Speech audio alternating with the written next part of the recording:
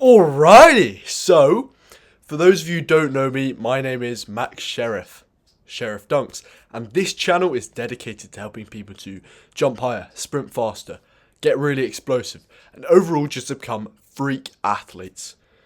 And in this video, I'm going to be showing you how to dunk as soon as possible.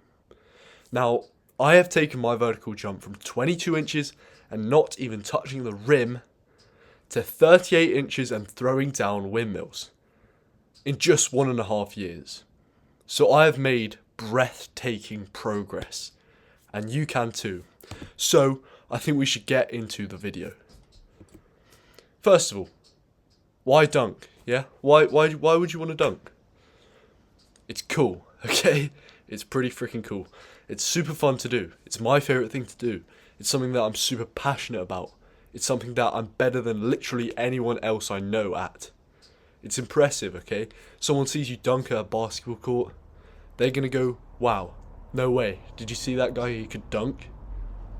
There's people in my school so there's a basketball hoop at my school, and every now and then I might just pop a little dunk, and the younger years, they absolutely love me for it. I'm idolized for it. It gets you loads of girls. Who wrote that? It doesn't. You can put people on posters, that's true. And why wouldn't you want to dunk, okay? It's a pretty freaking cool thing to be able to do, isn't it? So, the first thing that you're going to want to do is max effort jumping and low rim dunking. This is essential if you want to jump higher. If you want to jump higher, you have to jump a lot. What would a painter do if they wanted to get better at painting? They would probably paint more often. It's all about the law of specificity, okay? You want to do the thing you want to get better at more often. And the beauty of max effort jumps and plyometrics like that is that they self-intensify, meaning that as you get better and better, the jumps themselves become more and more intense and serve to continue overloading your body and spurring on adaptations. These adaptations make you jump higher and sprint faster and all the rest of it. So essentially, the more you jump, the better you're going to get. And that should be simple. You should understand that. If you jump a lot, you're going to jump higher. But the important thing is it has to be at max intent. Okay, you're not going to get better if it's not at max intent. If you do baby jumps all the time, you're not going to get better at jumping your max height. You're going to get better at baby jumps, but not proper jumps. All right. Now, my story with jumping every day. I spent 3 months jumping every single day, believe it or not, because I was addicted to jumping. I freaking loved jumping. And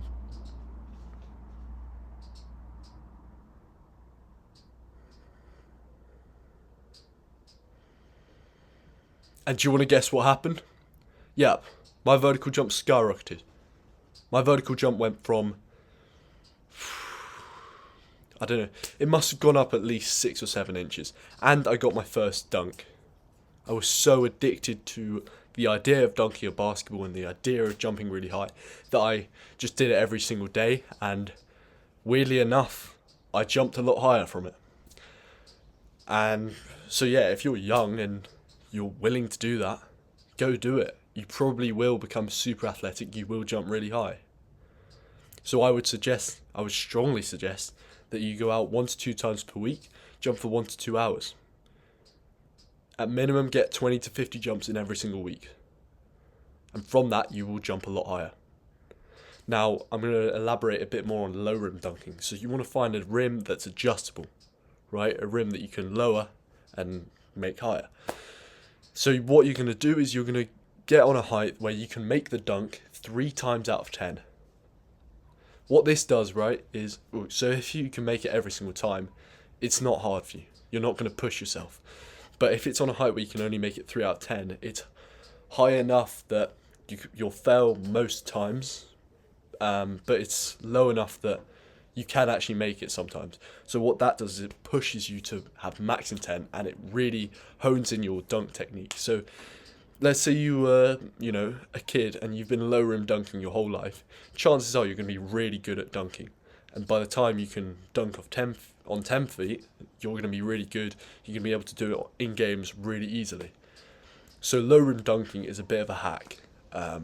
I would strongly suggest you do it, because the problem is people never do any sort of dunk practice until they can dunk on 10 feet, and for that reason they're just rubbish at dunking. So if you can find a low room, that's a really good thing to do. If you can't find a low room, you want to be using tennis balls, footballs, that kind of thing, to just get in the dunks, or just try jump as high as you can, frankly.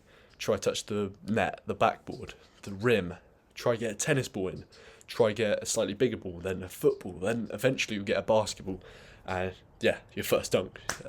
Next up, strength. Strength is non-negotiable if you want to jump higher and stay healthy.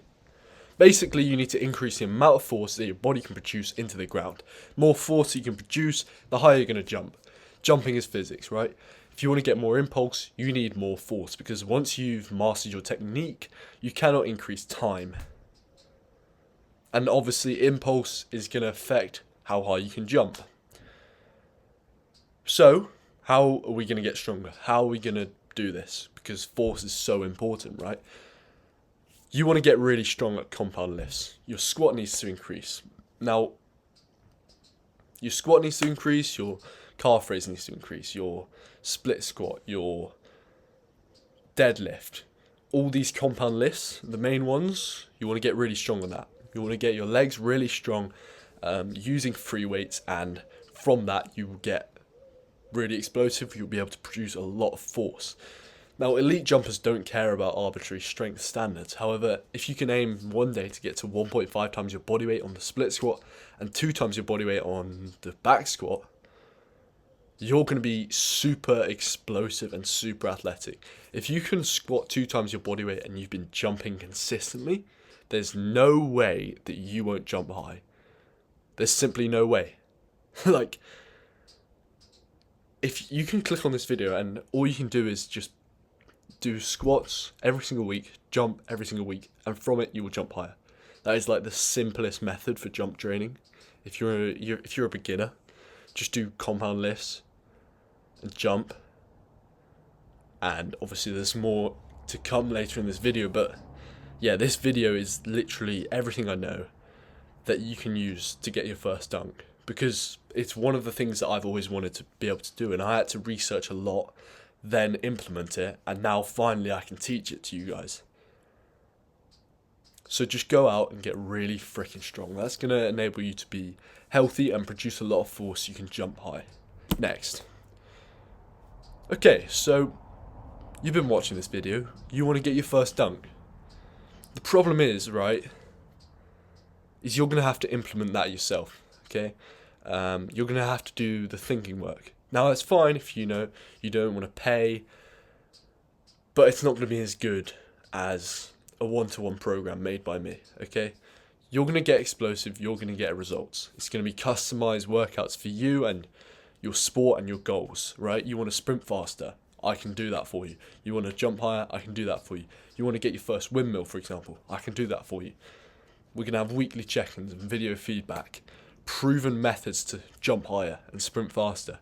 And last of all, you're going to have direct access to me for questions and tweaks and just anything you need to know so that you can maximize your progress and your gains. Simply, if you sign up, you're going to be one step closer to achieving your goals of becoming a freak athlete. And you're going to make so much more progress. Frankly, I just wish I had a system like this growing up where I could jump higher. Because if I could, I would have 2x my vertical jump gains, and I would have dunked a lot quicker, I would have windmilled a lot quicker. So if you're interested in that, have a look. I think it'd be really worthwhile for you. Now obviously you don't have to. And we're going to keep going on this video. As you can see by the bar on the bottom, there's still quite a bit left of the video, so there's still a lot for you to learn. So let's get into it. Next, rate of force development. You need to increase your body's ability to produce lots of force very quickly. Jumping is all about rate of force development. Okay, it's simple as that. Someone with a high rate of force development is someone who jumps high. The best way to increase your rate of force development is power cleans and Olympic lifts. All the best athletes, think Noah Lyles. They do Olympic lifts. Why? Because it works. All the weightlifters, they actually jump really high. Now think about if they did everything else and they had these insanely high cleans and snatches and jerks and all that. Think about that. Imagine they jumped frequently. Imagine they got really strong with the squat, which they already are, to be fair, and they did some sprints and stuff like that. Imagine how good they'd be, because that is literally what jump training is. Okay, jump training, just get really strong, get really good at power cleans, jump a lot, sprint a lot, and you're mostly there. I have seen a direct correlation between how high my power clean is and how high I'm jumping. Okay, my power clean is as high as it's ever been, and I'm also jumping as high as I've ever jumped. Just let that sink in, okay? There's a direct correlation between how high your power clean is and how high you're jumping. And you're still not going to do power cleans. What are you doing? Okay, it's hard to learn. It's not really. Just get an empty bar and practice their technique hundreds of times every single day. And look at videos on YouTube. There's plenty of videos. We live in a world where you can have so much information just at your fingertips. So you can truly learn to power clean, and it will be one of the best things you do for your athleticism. You can also do squat jumps. That will help you to jump higher and increase your rate of force development. So power cleans are a must-do exercise. If you want to jump higher and you're not doing power cleans, you're just making excuses. You simply don't want it bad enough. Next up, sprinting. There's no single better movement pattern for increasing general athletic capabilities than sprinting. Okay, there was a study that found sprint training actually increased the distance, I think, or the speed people could throw a baseball. And there's also been studies that have shown that sprinting is better for increasing strength, power, and agility, I think, than traditional plyometric training. So sprinting truly is the plyometric of plyometrics. It's a fast, short ground contact time activity that has insanely high ground reaction forces, both horizontally during acceleration and vertically during upright sprinting. It also develops those fast twitch muscle fibers, which are so essential in an explosive activity like jumping, right? You're going to become super elastic if you do sprints, and you're going to have tendon stiffness, so you can pop off the ground really quickly. All of this is incredibly conducive to jumping high, okay? And also you're going to get faster, aren't you? And speed gains are always welcome, right? I mean, my two most, I think in my opinion, the two most coveted athletic capabilities in sport are sprint speed and jump height, in my opinion. And those are the two things that we teach people to develop in this channel and my community. And they both go hand in hand, right? If you get better at jumping, you're likely going to get better at sprinting. If you get better at sprinting, you're likely going to get better at jumping. So sprinting, really important.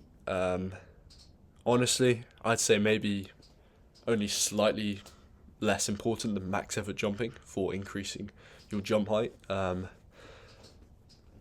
notice that when I'm not sprinting as often, I'm not jumping as high.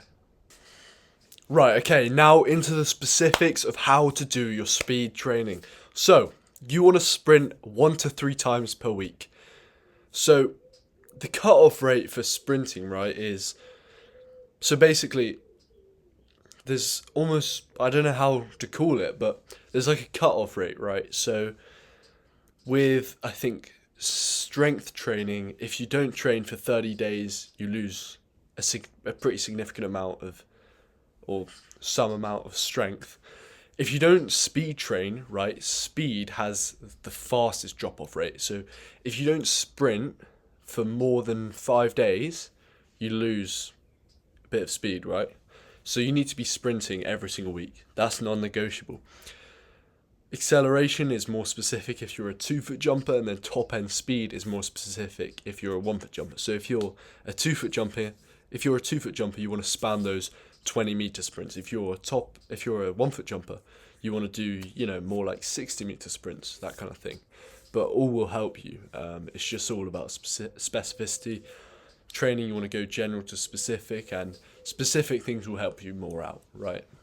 You want to have a good warm-up. Okay, sprint training is all about performance, right?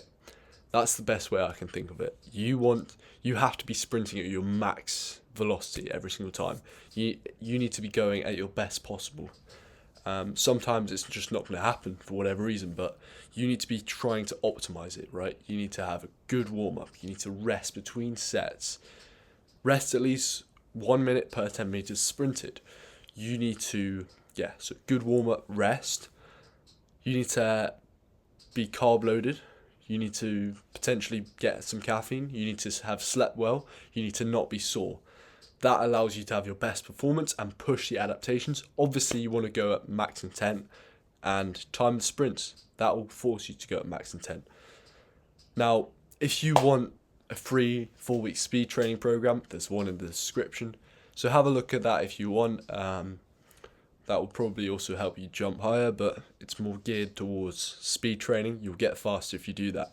So you can definitely have a look at that if you want. Next, if you want to jump higher, dunk effortlessly, sprint faster, you can have a look at the 12-week jump training program. I know I've mentioned the one-to-one training program. Look, this training program is cheaper. It's pretty cheap. But it's not going to be as good as the one-to-one training program, okay?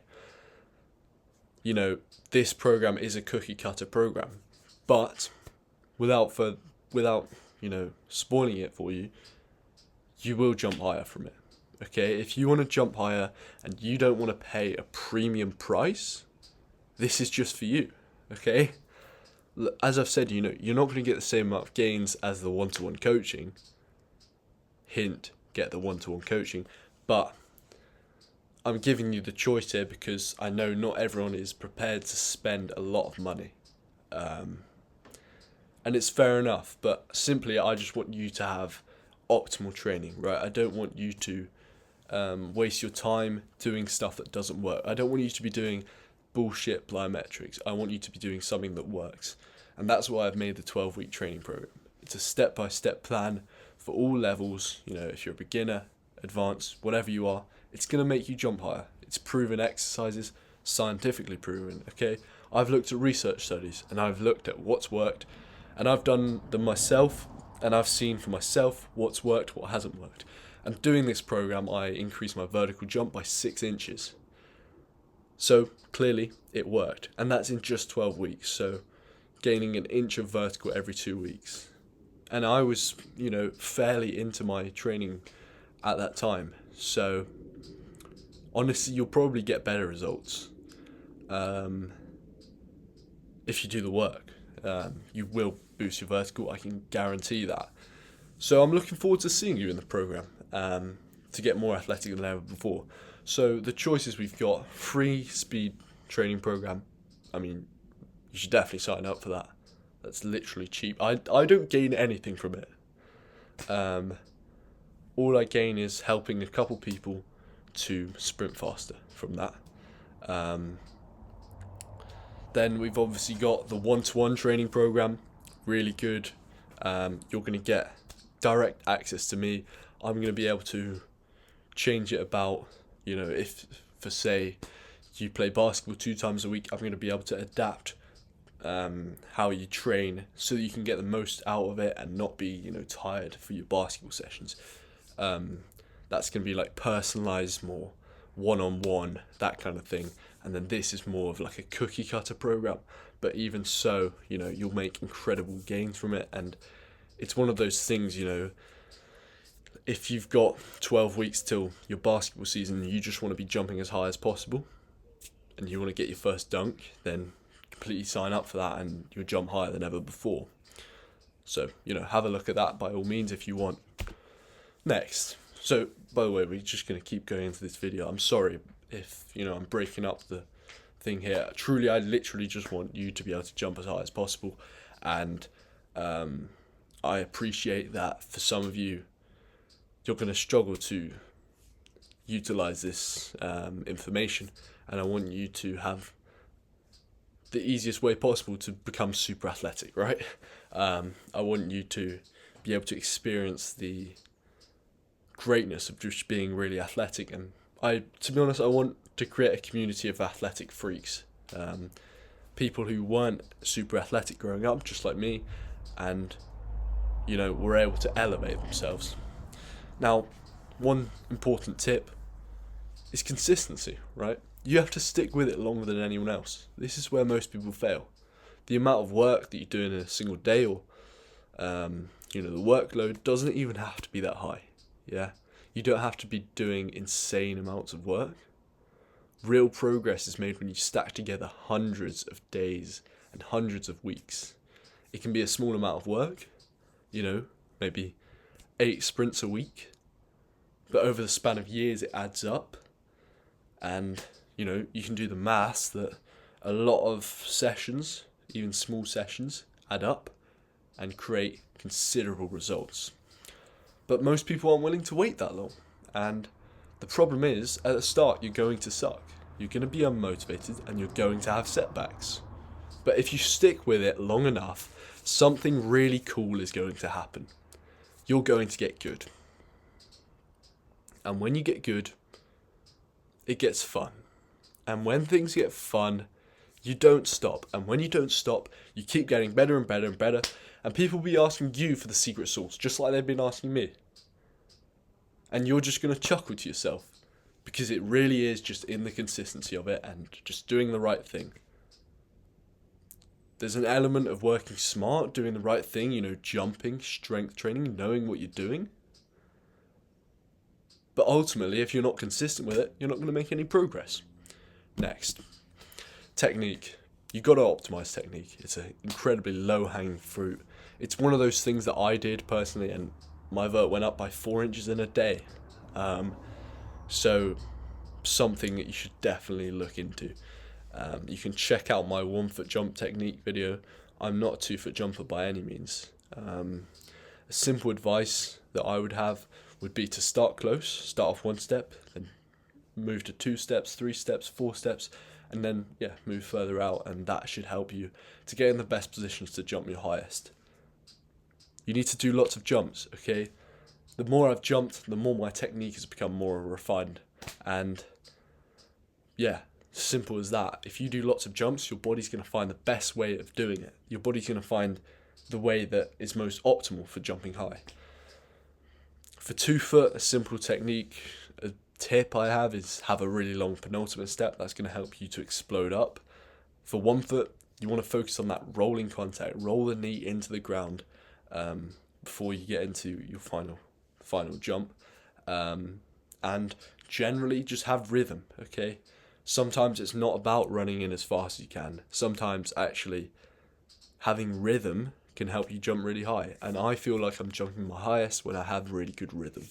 So technique, super, super important. Next, staying healthy, right? Preventing injuries. If you get injured, you can't train. If you can't train, you can't get better. If you can't get better, you're not going to get your dunk as quickly. Now, there's a fairly high probability with jump training that you'll get injured, okay? If you don't take measures into account. Do you understand how crazy it is if you're looking at it from a beginner standpoint? You're telling me you're going to run in, jump as high as you can, then land from a high point and not get injured. This is where load management comes in, right? Basically, if you do sprints, max effort jumps, that's a lot of load on your tendons. And then if you do that every day and you do legs on the same day, you do cleans and plyometrics and you just spam loads of that, having not done anything before it, you're going to get injured. Ultimately, you're going to get injured if you do that. And you're going to get knee pain, and then it's going to hurt like a bitch to jump and run and anything, and it's just going to make it super unenjoyable. You really don't want knee pain. For those of you who have had knee pain, I'm sure you understand what I mean. Knee pain is an absolute bitch. I hate it. We all hate it. You don't want to run into knee pain. So how would you get rid of knee pain other than load management, being sensible with your workloads? Isometrics. Isometrics are a great tool for preventing knee injuries, right?